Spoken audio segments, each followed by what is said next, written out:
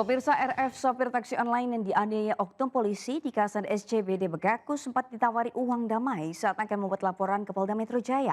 Karena sendirian dan merasa tertekan, ia pun menurut saat diminta untuk membuat surat pernyataan dengan narasi yang telah disiapkan.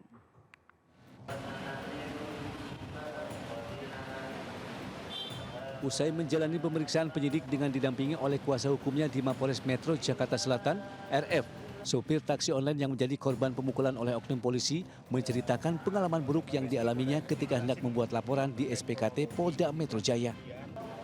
Dirinya dihampiri oleh beberapa orang dan dibawa ke satu ruangan.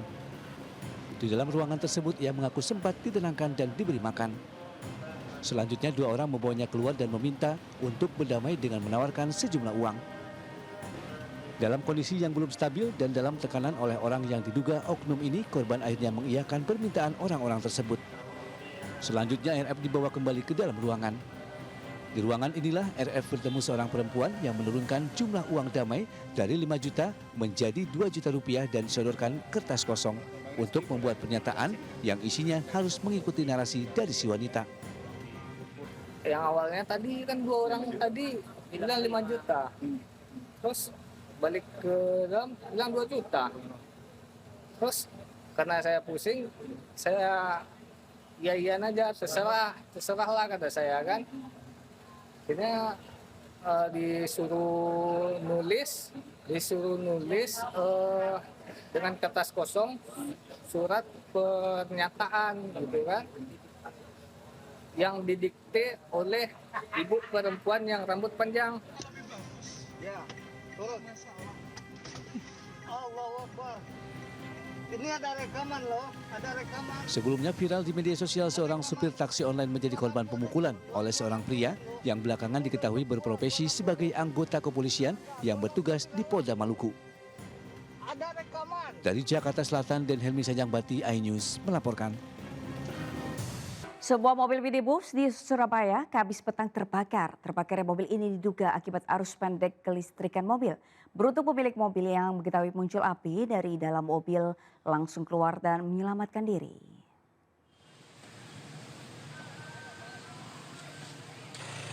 Kobaran api ini dengan cepat melahap habis bodi minibus ini.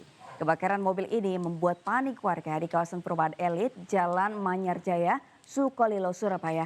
Diduga penyebab kebakaran karena korsleting kelistrikan pada mobil ini. Petugas pemadam kebakaran yang datang langsung melakukan pemadaman. Dalam waktu kurang dari setengah jam, api berhasil dipadamkan. Tidak ada korban dalam kejadian ini karena pengendara langsung keluar mobil untuk menyelamatkan diri setelah melihat api muncul dari dalam mobil. Kerugian akibat kebakaran ini mencapai ratusan juta rupiah.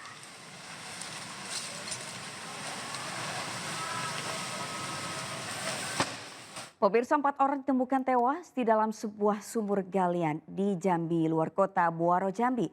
Para korban diduga terjebak di dalam sumur berkedalaman 6 meter setelah menghirup gas beracun.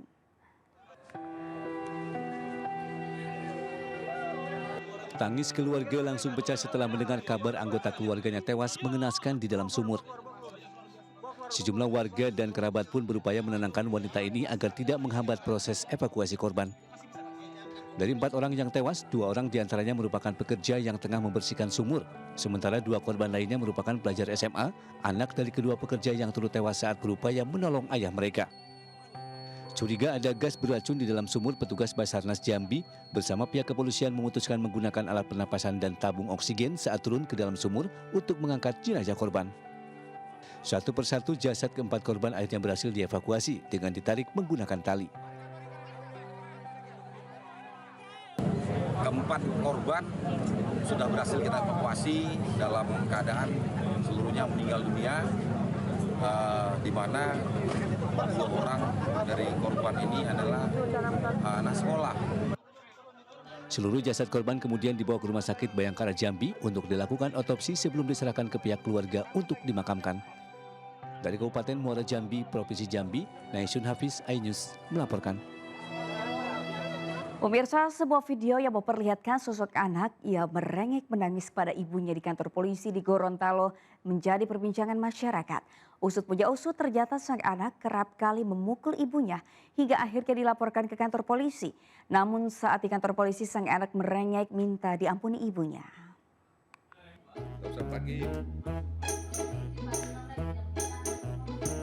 Satrio terus merengek menangis di hadapan ibunya dan anggota kepolisian di kantor Polsek Dungingi, Gorontalo Kota.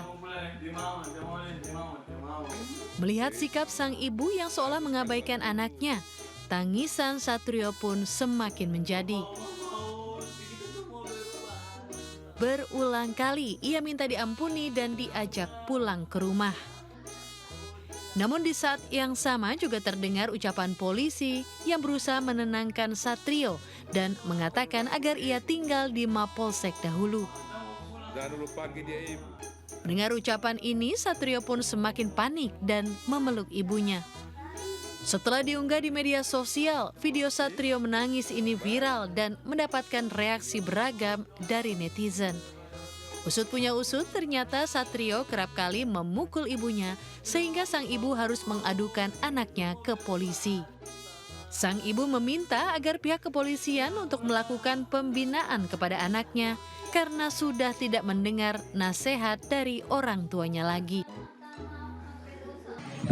Kami berdasarkan permintaan orang tua, kami tahan 1x24 jam untuk pembinaan kepada anak tersebut, diberikan nasihat, diberi gambaran sebagaimana posisi sebagai anak kepada ibu seperti itu. Satrio sendiri sempat ditahan selama sehari semalam sebagai bentuk pembinaan terhadapnya. Saat ini Satrio telah meminta maaf kepada ibunya dan berjanji tidak melakukan perbuatannya lagi. Dari kota Gorontalo, Nur Faizil Hasan, iNews melaporkan. Beralih ke informasi lain pemirsa, akibat cuaca ekstrim puluhan ton ikan milik para petani jaring apung Waduk Saguling, Bandung Barat, Jawa Barat mati mendadak. Hujan deras yang melanda kota Bandung, Jawa Barat mengakibatkan air drainase Jalan Lui Panjang meluap hingga menggenangi jalan dan merendam permukiman warga.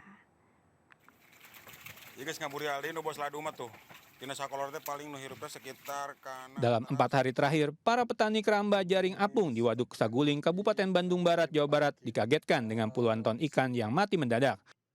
Padahal ikan jenis nila, bawal, mujair hingga ikan mas ini siap untuk dipanen. Kematian mendadak ikan dipicu turun hujan terus-menerus sejak akhir pekan lalu. Akibat kejadian ini, para petani ikan merugi hingga ratusan juta rupiah.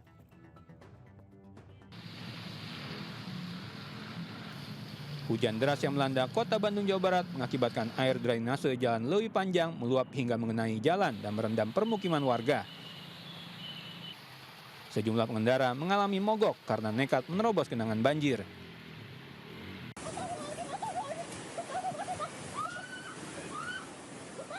Pasca banjir yang menerjang sejumlah wilayah di kota Sukabumi, Jawa Barat, Selasa lalu, puluhan warga masih menempati pos-pos pengungsian. Hal ini dilakukan karena rumah mereka belum bisa ditempati. Warga pun kehilangan pakaian dan perabotan yang hanyut terbawa derasnya banjir. Saat ini, korban banjir membutuhkan bantuan makanan, pakaian, dan alas untuk tidur. Pemirsa, Polda Metro Jaya menyita sejumlah barang bukti mulai dari uang puluhan miliar rupiah hingga senjata api terkait kasus judi online yang melibatkan 11 orang pegawai Kementerian Komunikasi dan Digital RI. Saat ini penyidik juga telah memblokir puluhan rekening milik para tersangka.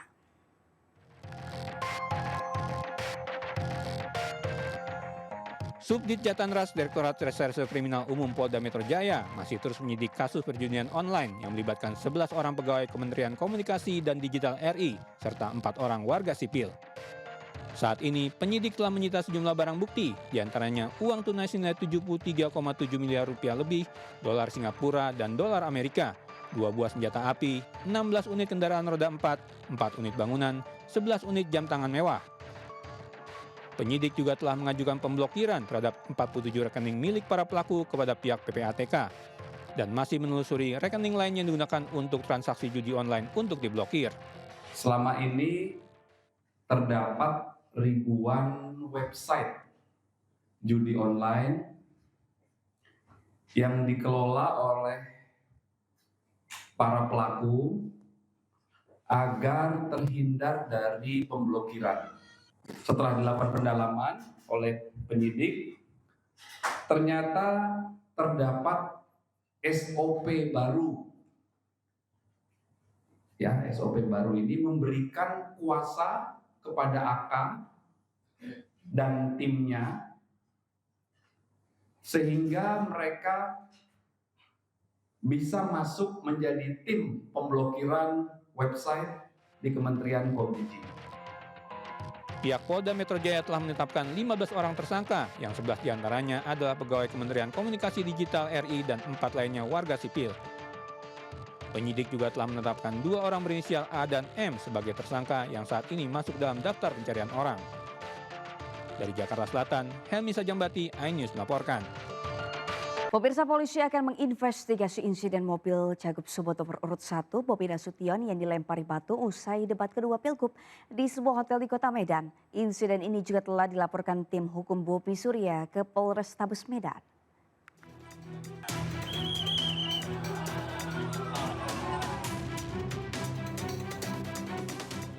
Insiden pelemparan mobil Cagup Sumut nomor urut 1 Bobi Nasution resmi dilaporkan oleh tim hukum Bobi Surya ke Polrestabes Medan.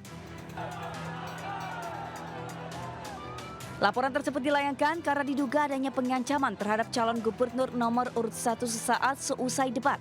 Sebagai pelengkap laporan, mereka juga membawa barang bukti berupa video rekaman pelemparan.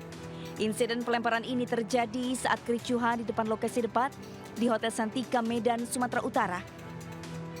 Saat itu sorak-sorai antar pendukung serta aksi saling lempar botol air mineral pun tidak terelakkan antar kedua pendukung pasangan calon gubernur. Keadaan semakin ricuh saat Cagup Bobi Nasution keluar dari lokasi. Mobil yang ditumpangi Bobi dengan istrinya Kahiyang pun tak luput dari sasaran pelemparan. Meski ratusan aparat kepolisian di lokasi berupaya mengamankan kedua kelompok, namun saling lempar kedua kelompok tetap berlangsung. Dari Medan, Said Ilham, iNews melaporkan. Ketua Umum Partai Golkar, Bahlil Lahadalia mengumumkan struktur lengkap kepengurusan partai. Bahlil menegaskan tidak ada nama Presiden ke-7 Joko Widodo ataupun Wakil Presiden Gibran Rakabuming Raka di jajaran pengurus Golkar.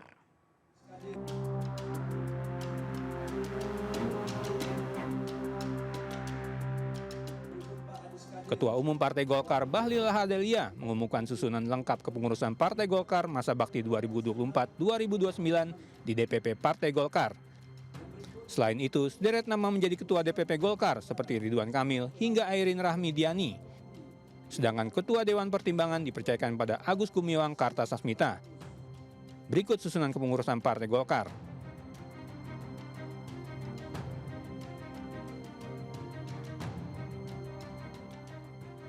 Bahlil pun membantah sebelumnya telah memasukkan nama Presiden ke-7 Joko Widodo dan Wapres Gibran Rakabuming Raka ke dalam kepengurusan Golkar.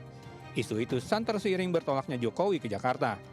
Sampai dengan hari ini kami menyampaikan bahwa nama Bapak Presiden nomor 7, Presiden yang ke-7, yaitu Bapak Presiden Jokowi tidak dalam kepengurusan baik Dewan Kehormatan, Dewan Pembina maupun dalam struktur. Bahlil mengaku banyak aspirasi yang muncul agar nama Jokowi dan Gibran masuk ke dalam kepengurusan Partai Golkar. Namun Bahlil mengatakan tak semua aspirasi bisa diterima. Sebelumnya Jokowi didampingi istri Iriana bertolak ke Jakarta Kamis kemarin. Ini saya menuju ke Jakarta dengan Jokowi. Jokowi mengatakan kedatangannya ke Jakarta untuk menengok cucu. Naik. Hal ini diungkap Jokowi dalam akun medsosnya yang tengah berada di Bandara Adi Sumarmo. Tim Liputan iNews melaporkan. Pemirsa, Presiden Prabowo Subianto resmi membuka Rakornas pemerintah pusat dan daerah 2024 Kamis kemarin. Menurut Presiden, kegiatan ini adalah momen bermanfaat dan strategik karena hampir seluruh pengambil keputusan baik di tingkat pusat dan daerah hadir.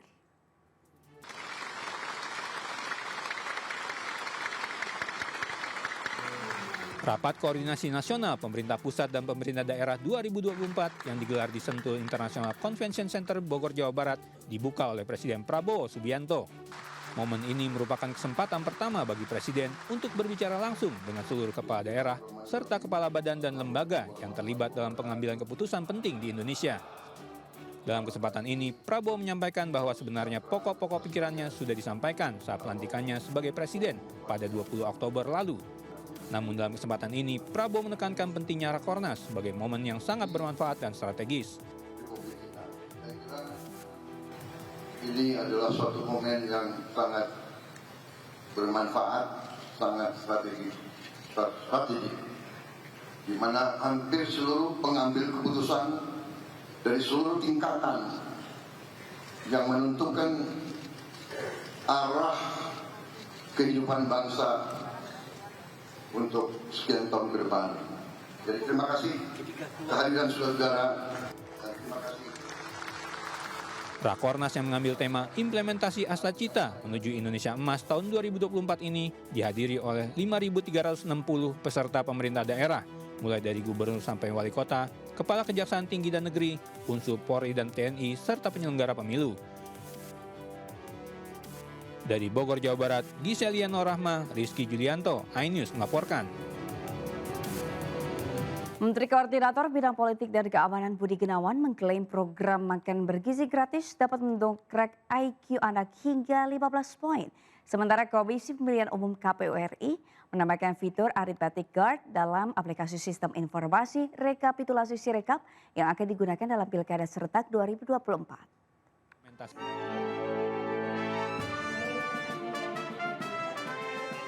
Menteri Koordinator Bidang Politik dan Keamanan Budi Gunawan mengutip hasil riset yang diterbitkan The Economist pada Juli 2024 mengatakan makan bergizi gratis mampu meningkatkan IQ anak sebesar 15 poin. Untuk implementasi program makan bergizi gratis di dalam negeri, Indonesia perlu melakukan swasembada pangan dan energi untuk menjamin kemandirian serta daya saing. Wakil Menteri Dalam Negeri Bima Arya mengatakan Presiden Prabowo Subianto meminta jajaran pemerintah pusat dan daerah melakukan penghematan anggaran. Hal ini disampaikan saat Kementerian Dalam Negeri menggelar rapat koordinasi nasional penyelenggaraan pemerintah pusat dan daerah di Sentul, Bogor. Komisi Pemilihan Umum KPU menambahkan fitur Arithmetic Guard dalam aplikasi Sistem Informasi Rekapitulasi Sirekap yang akan digunakan dalam Pilkada serentak 2024. Dengan fitur Arithmetic Guard, bila ada kesalahan dalam penghitungan, maka akan ada peringatan yang diketahui petugas KPPS. Pemirsa, para pemimpin dunia mengucapkan selamat kepada Donald Trump atas kemenangannya dalam pemilihan Presiden Amerika Serikat 2024. Salah satu ucapan datang dari Presiden Republik Indonesia, Prabowo Subianto.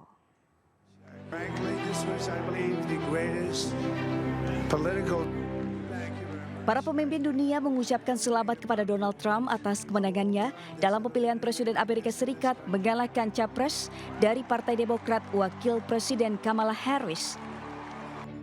Salah satunya ucapan selamat datang dari Presiden Republik Indonesia Prabowo Subianto. Prabowo memberikan selamat atas terpilihnya Trump sebagai Presiden ke-47 Amerika Serikat melalui akun X miliknya. Prabowo juga mengatakan Indonesia dan Amerika merupakan mitra strategis yang memiliki potensi yang sangat besar untuk saling menguntungkan. Ia berharap kerjasama Indonesia dan Amerika semakin erat di masa depan. Selain Prabowo, ucapan datang dari Presiden Ukraina Volodymyr Zelensky. Melalui akun X miliknya, Zelensky mengatakan bahwa ia dan warga Ukraina akan menghargai komitmen Trump untuk menciptakan perdamaian melalui kekuatan. Selain itu ada Presiden Turki Recep Tayyip Erdogan yang juga mengucapkan selamat. Erdogan berharap di bawah kepemimpinan Trump, hubungan Turki-Amerika akan menguat, krisis dan perang regional dan global, terutama masalah Palestina dan perang Rusia-Ukraina akan berakhir.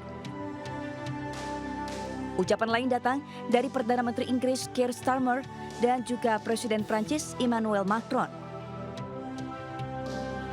Hasil suara resmi pemilu Amerika akan ditetapkan pada Januari 2025 dan pelantikan Presiden terpilih Amerika Serikat akan dilakukan pada 20 Januari 2025. Pemirsa, calon Gubernur Jakarta nomor urut 1 Ridwan Kamil mengatakan akan menjadikan JIS sebagai home base Persija Jakarta. Sementara calon Wakil Gubernur Jakarta nomor urut 3 Rano Karno alias Sidul berkampanye mengunjungi warga kebagusan Jakarta Selatan. Berikut kegiatan para calon pemimpin Jakarta.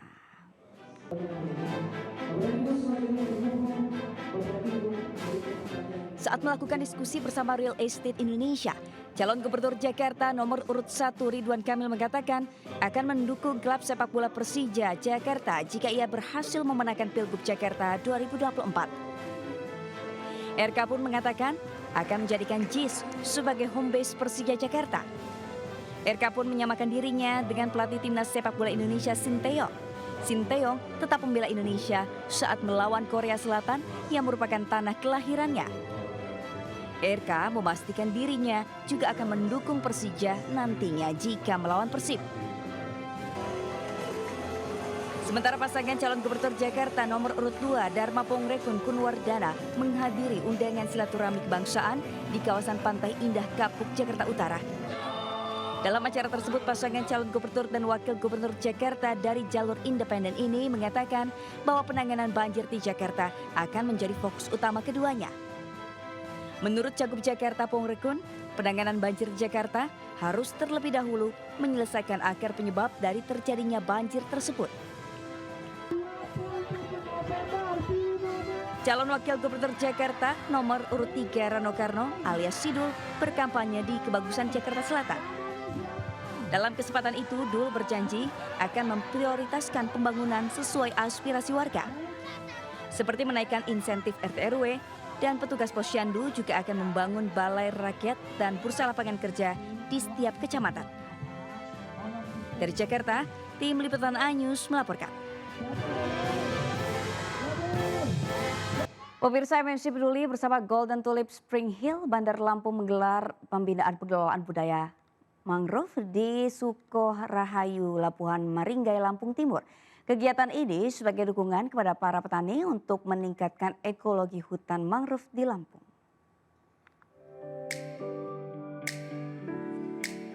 MNC Peduli bersama Golden Tulip Spring Hill Bandar Lampung memberdayakan petani di sekitar daerah pesisir di Sukorahayu, Lampung Timur untuk menanam mangrove. Pembinaan pengelolaan budidaya mangrove ini sebagai bentuk kepedulian terhadap perubahan iklim yang terjadi saat ini. Metode pembibitan mangrove menggunakan buah mangrove atau propagul yang sudah matang dan siap ditanam kembali hingga menghasilkan bibit mangrove yang baik. Selain itu, penanaman mangrove tersebut dilakukan untuk para petani agar berperan aktif dalam menjaga ekosistem pesisir sekaligus meningkatkan kesejahteraan. Golden Tulip Spring Hill Lampung sendiri mempunyai latar belakang kenapa penanaman mangrove ini dilakukan untuk para petani itu agar berperan aktif ya dalam menjaga ekosistem pesisir sekaligus meningkatkan kesejahteraan mereka. Harapannya ke depan kita berlanjut dan berkesinambungan karena seperti apa yang kita jelaskan tadi bahwasanya masyarakat kita adalah desa penyangga hutan. Dengan pengelolaan pembibitan, para petani di daerah pesisir pantai dapat meningkatkan produksi pembibitan dan bisa mendistribusikan penanamannya ke daerah lain yang akan berdampak pada meningkatnya penghasilan para petani. MNC Peduli bekerja sama dengan mitra, kita melaksanakan kegiatan yang mendorong para petani di Lampung Timur ini untuk membudidayakan mangrove. Maksudnya di sini adalah bagaimana kita bisa meningkatkan ekologi daripada hutan mangrove. Mangrove memiliki peran penting sebagai pendukung garis pantai, mencegah intrusi air laut, serta meningkatkan ekonomi bagi para petani mangrove. Dengan memiliki hasil olahan yang sangat variatif, yaitu sebagai penghasil kebutuhan rumah tangga dan penghasil keperluan industri. Dari Bandar Lampung, Ruslan AS, iNews melaporkan. Dan pemirsa, informasi tadi sekaligus menandai akhir jumpa kita hari ini.